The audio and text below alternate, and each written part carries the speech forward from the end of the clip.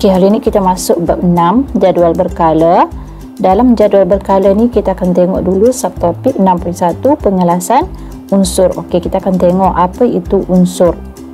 Okey, mula-mula sekali kita ingat balik yang kita dah belajar masa bab 5. Semua benda yang mempunyai jisim dan memenuhi ruang adalah jirim. Kita panggil jirim. So jirim ni, kalau kamu ingat balik, jirim ada 3, iaitu yang pertama P, yang kedua C, yang ketiga G. P ni apa? P ni ialah pepejal, C cecair, G gas. So jirim dia ada 3, P, C, G, pepejal, cecair, gas. Okey, jirim terdiri daripada zarah. Zarah ni apa pula? Zarah ni ialah yang susunan zarah ni, yang bulat-bulat tu bila kita nampak masa kita lukis. So kalau untuk pepejal, dia punya susunan zarah rapat-rapat. Kalau cecair dia berjauhan, kalau gas dia lagi jauh daripada cecair. So jirim ini dia terdiri daripada zarah. So zarah ini kita sebut sebagai atom. Inilah atom. Zarah ini disebut atom. Ni yang profesor ni pegang, ini ialah atom lah. Okey, mari kita tengok pula apakah itu atom. Dalam atom ada 3 benda yang ada dalam atom yang kita kena tahu. Yang pertama proton, yang kedua elektron, yang ketiga neutron. Okey, tengok pada gambar rajah ni. Tengok pada gambar rajah ni. Yang pertama elektron. Elektron ini yang ada pada petala di luar atom ni. Ni petala ni macam orbit ni kan. So ini ialah kita panggil elektron, iaitu zarah yang bercas negatif. Okey, di sebelah dalam dia ni, kita panggil nukleus. Ni nukleus. So kalau kamu ingat balik sel haiwan dengan sel tumbuhan yang kita dah lukis, yang kita dah tengok bawah mikroskop dulu, di tengah-tengah sel tu ada nukleus kan. Okey, so sama juga macam atom, ada nukleus di tengah-tengahnya. Di mana dalam nukleus ini ada proton, iaitu zarah yang bercas positif, simbol tambah positif.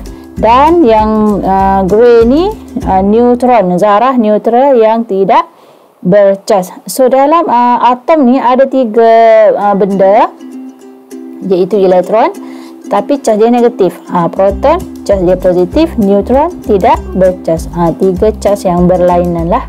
Okey. Okey, sebelum tu macam mana kita nak ingat proton, elektron, neutron? Okey, cara nak ingat dia, kita ingat pen. Pen, proton, elektron, neutron. So kalau kita, cikgu sebut atom, kamu terbayang pen. Dalam atom ada proton, ada elektron dan neutron. Okey, kemudian kita nak tengok apakah perbezaan antara atom dan molekul. Okey, ingat balik zarah tadi. Zarah ni yang ada dalam jirim tu. Okey, zarah ni pula boleh dibahagi kepada 2, iaitu atom dan juga molekul. Atom dan juga molekul. Apa pula ni atom dan molekul ni? Okey, atom ni dia macam ni. Atom ini ialah satu unsur. Contohnya di sini cikgu ada satu atom oksigen. Jadi kalau oksigen ni satu dia ni kita panggil atom lah. Maksudnya dia sendiri sahaja, oksigen. Ini pun oksigen, satu atom oksigen. Tapi bila 2 atom ini bergabung, oksigen tambah oksigen, dia akan jadi satu molekul oksigen. Okey, maksud molekul ialah sebatian yang terdiri daripada lebih daripada satu atom. Lebih daripada satu atom. Bila ada 2 sahaja atom yang kita nampak dia sudah bergabung, terus kita panggil dia sebagai molekul. Okey, contoh kat sini pula. Ni, yang ni cikgu ada 2 atom hidrogen. Ni satu atom hidrogen, satu atom hidrogen. Hidrogen di sini kita tidak panggil molekul sebab dia satu kan. Satu, jadi satu atom hidrogen. Ini pun satu atom hidrogen. Ini dia tambah. Tambah ini maksudnya bertindak balas. Bertindak balas dengan satu atom oksigen. So hasilnya dia jadi satu molekul air. H ada 2 tadi ni. Hidrogen ada 2, O ada 1. So bila dia bergabung maksudnya lebih daripada satu atom di sini ni. So kita panggil dia molekul. Atom ni dia sendiri-sendiri sahaja. Kalau molekul ni dia bergabung lebih daripada satu atom. Okey, kemudian kita nak tengok pula apa beza unsur dan sebatian. Okey, unsur bahan yang terdiri daripada satu atom sahaja. Contoh atom tadi oksigen. Sini banyak sikit contoh dia. Oksigen, hidrogen, karbon, nitrogen, klorin, fluorin. So konsep atom ni sama dengan unsur. Maksudnya unsur ni dia hanya ada satu atom sahaja. Jadi kita panggil dia unsur. Bahan yang terdiri daripada satu atom sahaja. Kalau sebatian pula dia sama macam molekul tadi. Sebatian bahan yang terdiri daripada dua atau lebih atom dan bergabung secara kimia. Contohnya cikgu ada karbon dioksida. Karbon dioksida ni gas. Gas yang kita bebaskan masa proses pernafasan. Kita ambil oksigen, kita bebaskan gas karbon dioksida. Inilah. Dalam karbon dioksida ni ada CO2. C ni ialah karbon, O ini ialah oksigen. D maksudnya ada dua. Dioksida maksudnya oksigen ada dua. So lebih daripada satu atom kan kita nampak.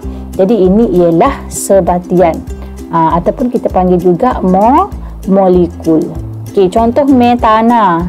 Metana dia punya simbol CH4. Okey, dalam ni ada atom C, ada atom hidrogen. So lebih daripada satu atom. Okey, air H2O. Dalam ni ada atom hidrogen, ada atom oksigen. Itu maksudnya atom dan molekul. Jadi air ni kita panggil molekul ataupun kita panggil juga sebatian. Okey, ini contoh dia, nanti kamu boleh tengoklah. Okey, kita pergi kepada jadual berkala unsur. Ini ada dalam buku teks kita, jadual berkala unsur. So dalam jadual berkala ni, okey, 1, 2, 3, 4, 5 sampailah 18 ini kita panggil kumpulan.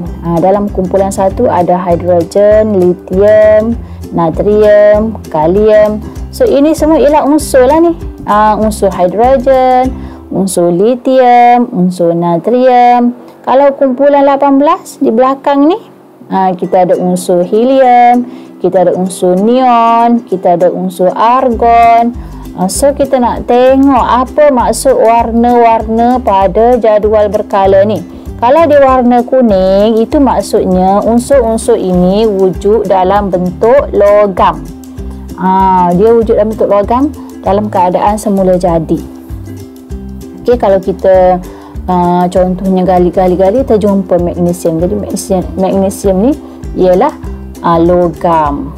Okey. Yang warna orange ni pula ialah separuh logam. Ni kita boleh tengok ni separuh logam di sini ni. Okey, di tengah-tengah ni.